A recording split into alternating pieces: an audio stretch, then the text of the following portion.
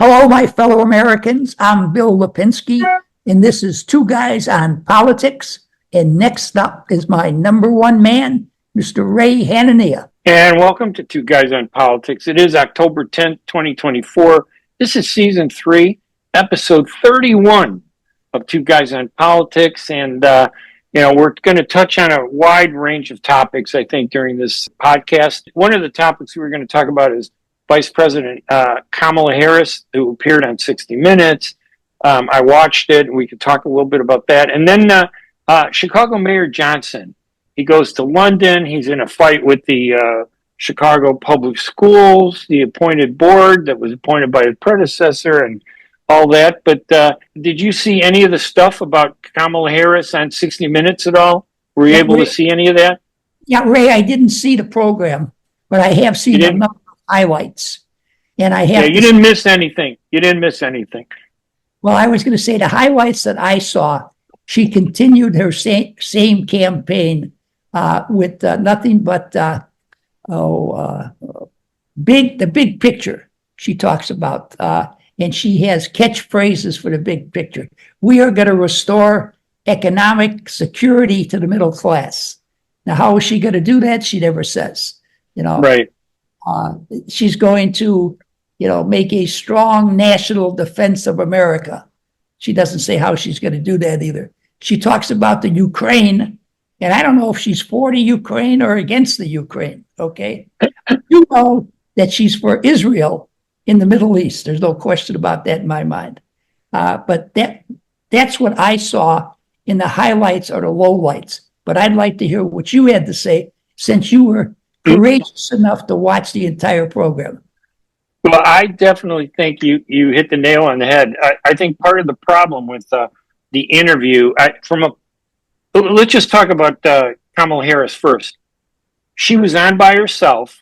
Trump was invited to do a separate interview on 60 Minutes, with Scott Pele, and Harris did her interview, but Trump decided he wasn't going to do it because he said, you guys will just try to fact check anything I say to make me look bad.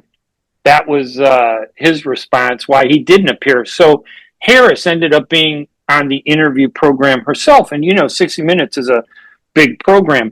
But what was interesting about that was that it gave the public the opportunity to just focus again on Harris. And I don't think that's a good idea. I think that had Trump been on the program, it would have been a battle between the two, one contrast against the other, and it would have kind of blurred Harris in terms of, is she a good, is she addressing issues or not addressing issues? Well, we saw her by herself, where she had the stage to herself. She could have done anything unchallenged. And instead of offering specifics, as you pointed out, she offered slogans, like, we're going to make the economy better. Okay, how are you going to make the economy better? Well, we're going to make it better. We're going to fight crime. How are you going to fight crime? We're going to empower the people. And I'm thinking this was a mistake for Harris to do this interview. And what's interesting about this is, there's this big controversy about Harris that she doesn't do enough media encounters with the news media. She doesn't take questions. You and I have been in Chicago politics for years. The media would, they come gunslingers with questions. And you'd have to be, one of the top responders you could hit those out of the park. If you're on top of the issues, you could respond to those media, sharp questions. In her case, she's not capable of answering these questions. So they're keeping her away from the mainstream media. But what they are doing, I noticed, and I think maybe you've noticed, they put her on celebrity TV late night programs where she gets softballed, these questions from the hosts, like Late Night and these other programs, so that it looks like she's making public appearances and talking to the public, but in reality, she's not. I think that hurts her, and I think the public is starting to see that she's not taking on the big questions, and I think that's a weakness for her. Well, I think that anytime that she is on a program by herself without Trump, she's losing because Yes. when she's on with Trump, have been very, very few occasions. But when you compare her demeanor, her smile, her personality to Trump, she wins. There's no question about it. Okay. But when she is on by herself, you're not comparing her to Trump. You're comparing her to herself. And she says, Yes. you don't know where she stands on issues other than very broadly. I support the Israelis. Well, how do you support the Right. Israelis? Right. You get more money, you get more jet fighter planes, you got to put some American boots on the ground, to back up the Israelis. What are you going to do? No details. And unfortunately, even though I thought the highlights I saw of 60 Minutes, I thought the fellow who interviewed her did a pretty good job on trying to solicit some details from her. Yeah, I think that Harris's big problem is she doesn't provide details, but she's a good fighter. She's good in the ring when someone's punching at her and she's punching back because it looks good. Then you're focused on the personality and the person. You're not focused on the issues. But when you're focused on the issues, as was the focus put on Harris on 60 Minutes, which I think did a big disservice to her, she doesn't offer solutions. And I think that's so obvious, and I think it hurt her. The other thing, there was, I don't know if you heard, there was a little controversy about her because what happened was she was asked about Israel by the host at the time. And she talked and talked at length about Netanyahu seemingly being a little critical, not being as supportive of him as, she did. But they ended up editing her response on the show. And the reason she got caught was that 60 Minutes, in promoting the show, used a lengthier quote of her being critical of Netanyahu on TV to promote the show. But when she actually did the interview, that wasn't in the response. And she came across much more positive and less critical of Israel. And, right now it's not easy to be critical of Israel. Well, there are some people, even in the news media, that have been critical of Bibi Netanyahu, not of Israel, Yes. not of the Israeli people, but of the prime minister. And I myself have said the way he's conducted this war, I thought was a terrible, tragic mistake. Not only what he's inflicted on poor, innocent Palestinian people, but he has lost so much support amongst countries around the world because of the way he has conducted this war. Now, I support him. I support Israel, but I am certainly not happy with many of the things that he has done. But I've said that several times. I want to get back to Harris. I really thought after the debate that she was going to be our next president of the United States. But I think that things seem to be turning somewhat in Trump's favor because of the fact she just does not tell the American people in any detail what she is going to be doing as president, what she's going to be like as president. And the American people now are starting to focus on this election. And I think that she may very well blow it. I think that Trump may very well win this, not because he wins it, but because of her being so evasive on so many different issues and playing to the news media that is so ingratiated themselves to her that they've made themselves part of the Democratic Party. I think the American people may resent that and wind up supporting Trump in spite of the fact that many of them cannot stand his personality. I happen to be one of those people.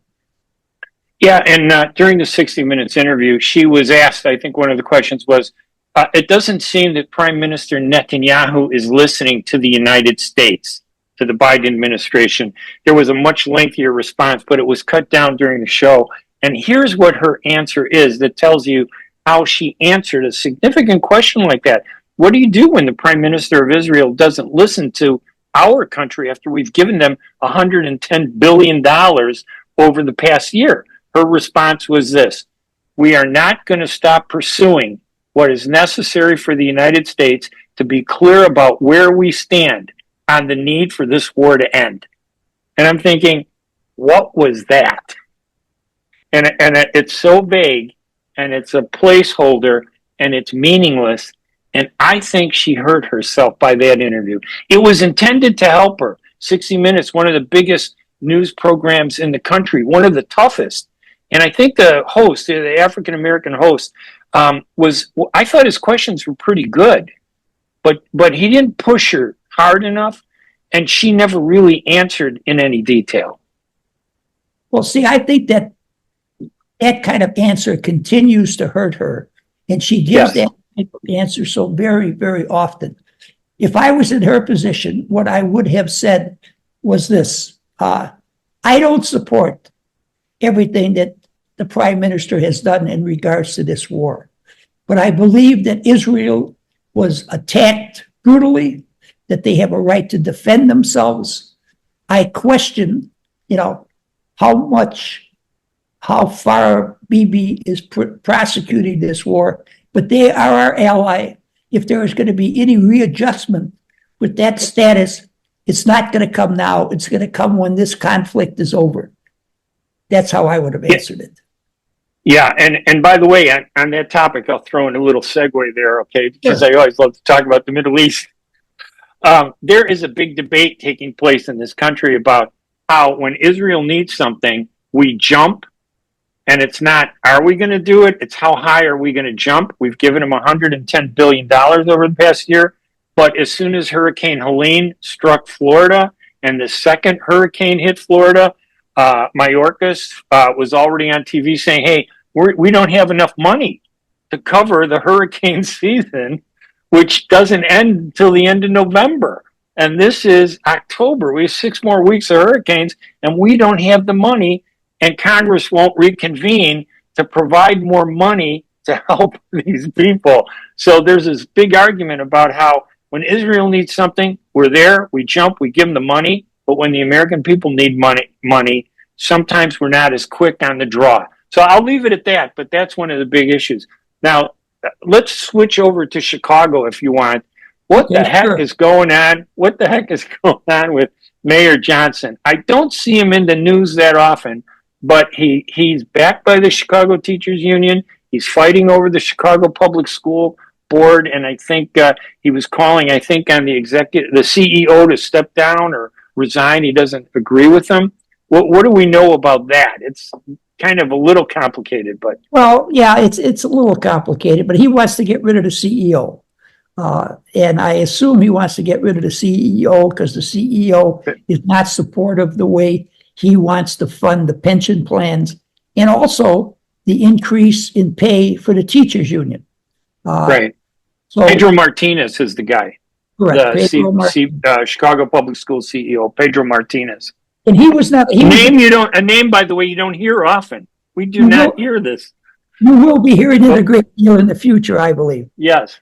But the superintendent CEO of the Chicago Board of Education, the mayor wanted to get rid of him because he's not supportive of the mayor's plan to finance an increase in pay for the teachers or the funding of the pension plan for all city employees. The school board met. The school board took no action against the superintendent CEO.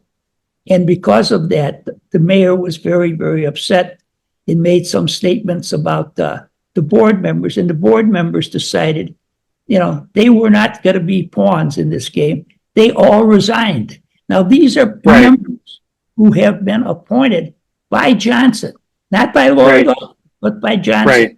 He did appoint the CEO. So Martinez. So Lori Lightfoot former Mayor Lori Lightfoot did appoint Pedro Martinez. I think that was back in 2021 before Johnson obviously took over as mayor. You're right. Yeah. But he did appoint the school board, which everyone resigned on him. So he's appointing a new school board. Of course, these people also have to go before the Chicago City Council. I think they still have an education committee. I know they did when I was there because I was the chairman of it. But Right. and there's going to be a battle there. There's no question about it, because there are many members of the city council who are totally opposed to what Johnson is doing. Just this last city council meeting, they were supposed to deal with a couple of significant issues, and the alderman of the 23rd ward, and I forget what the number is, but Alderman Ray, I should remember. Lopez. Raymond Lopez. Yeah, they deferred and published something that the mayor wanted to act upon. The mayor is not building any kind of coalitions. He's not developing any kind of census whatsoever. Neil Steinberg, a very liberal reporter, columnist, I guess he is, for the Chicago Sun-Times, who you would think would be totally and completely supportive of a progressive Democrat like Mayor Johnson, has just about written him off as being totally useless, totally unprepared to be mayor, totally dominated by the teachers union, in saying that in 2.5 years from now, anybody would be better to be mayor than Johnson. Now it's not just, a white versus black as it was back in the days of the city council battle with Harold Washington. I mean, you have African Americans who are opposed to Johnson. You have Hispanics who are opposed to him. You have whites who are opposed to him. He has very, very few allies, really, any place. I think this is terrible for the city of Chicago, terrible for the Chicago Board of Education. I think he is an individual that still feels very persecuted by the white community, in spite of the fact he is the mayor of the city of Chicago. Because so often he talks about, his beautiful black wife, his beautiful black children. And I have no doubt that they are beautiful. And there's nothing wrong with him talking about his wife and his children. But I don't think it helps the cause by him continually talking about his black wife, his black children. Okay, he's supposed to be mayor for everybody in the city of Chicago. Now, I hope and pray that he can somehow change, straighten out, build coalitions, be a successful mayor. But so far, I don't see that. And based upon what I've been reading, there are very few people left in the city who thinks he has a chance of being a successful mayor.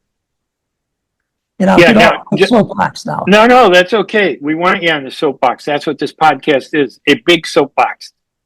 Just a little footnote here before I talk about Mayor Johnson. Neil Steinberg, I was there when he was first hired. I was a City Hall reporter at the Chicago Sun-Times. I think it was back in the 80s, maybe 88, when he was hired by the Sun-Times. Great guy. We got along well. He's Jewish, I'm Palestinian. We have our moments. I like him. He's a good writer. We don't always get around. And his wife is my wife's first cousin, just to show you how incestuous the journalism community is. So we've locked horns a few times, but I have a lot of respect for him. Like I said, I don't always agree with him, but I read his stuff. He's a good writer. But my feeling toward Mayor Johnson is this. I mean, he is a product of the Chicago Teachers Union. Right. This is an example where a union gets involved in an election, and this doesn't just happen in Chicago, but all across municipalities in Illinois. And municipalities and unions technically are on opposite sides, usually, because the unions want more money and benefits for their members, and municipalities want to curtail increases for those members. So it's a constant fight. But when they overlap, that's when you get a problem like this, I think, for Johnson. Johnson's problem is that he wanted to give as you pointed out, a high interest loan of $300 million to pay for the first year of the Chicago Teachers Union contract. That's him representing the Chicago Teachers Union.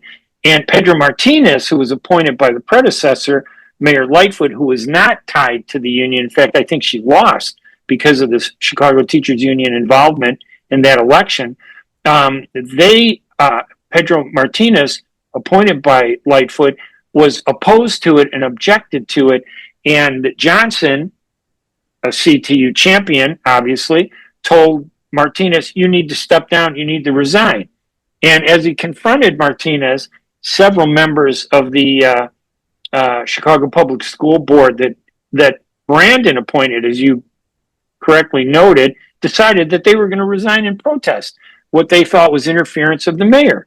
But I covered Chicago City Hall almost daily for 17 years, and a few years before my beat assignment and about 10 years after, the schools were always under the thumb of the Chicago mayor. If the Chicago mayor wants to do something, usually the city council would go along with it and things would get done. In this case, though, there's this big schism between the Chicago Teachers Union, the mayor, and the members of the city council. Now, a few months ago, the city council seemed to be divided, with Johnson having a larger number of supporters on the city council. This issue, however, has pushed a lot of his supporters to the side of those members of the city council who have opposed Johnson, like Raymond Lopez and a few others. So it has changed the balance. And this could be a deciding factor in how he's approached moving forward, don't you think? Yes, very definitely. It's going to hurt, the way he has conducted himself, his not wanting seemingly to have allies. And then, yes, mayors in the past have had control of the Chicago Board of Education because the people they appointed did exactly what the mayor wanted them to do. This is the first time I can ever remember that people appointed by the mayor refuses to go along with what he wants to do. So could it be that his ideas are so terrible? Even his hand-picked appointed school board members are rejecting it?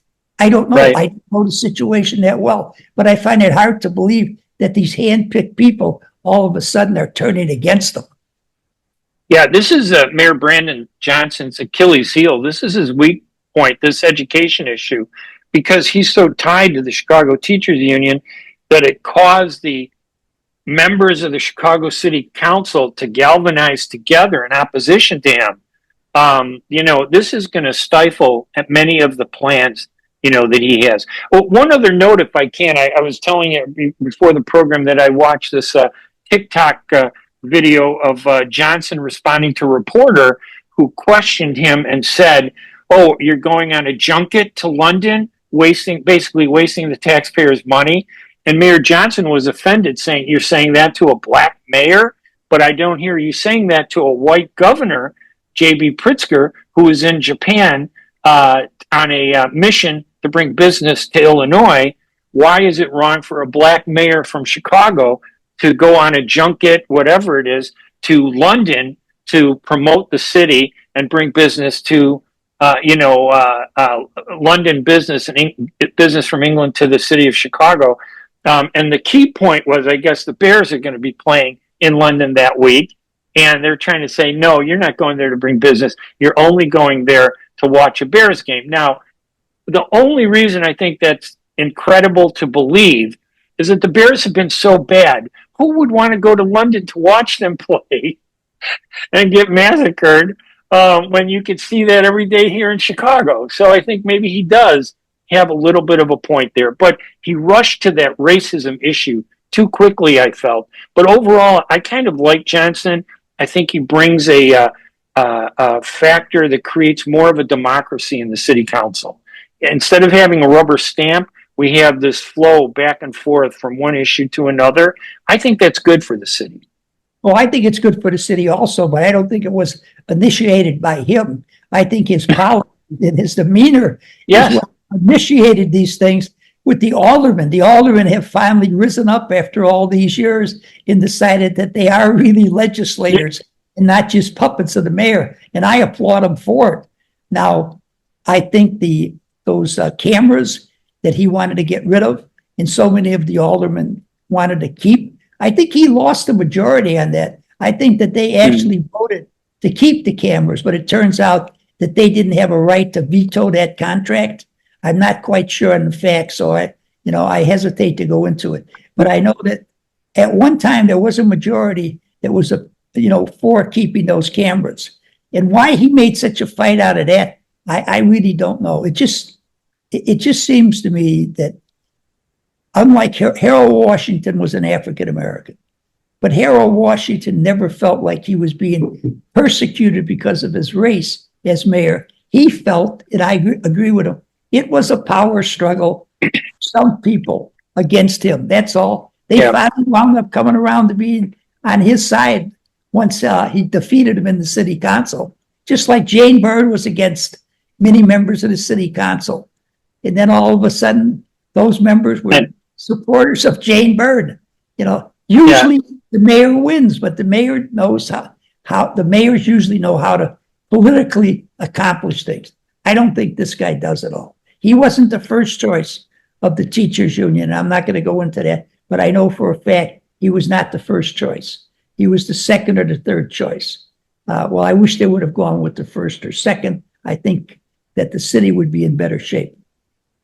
Well, I like him a lot, but before we close this podcast, let's take a page from history when we talk about rebellions in the city council. You were part of a rebellion. Was that the Reluctant Rebels? Is that what they were called? The Reluctant Rebels. Yeah, we existed after his honor.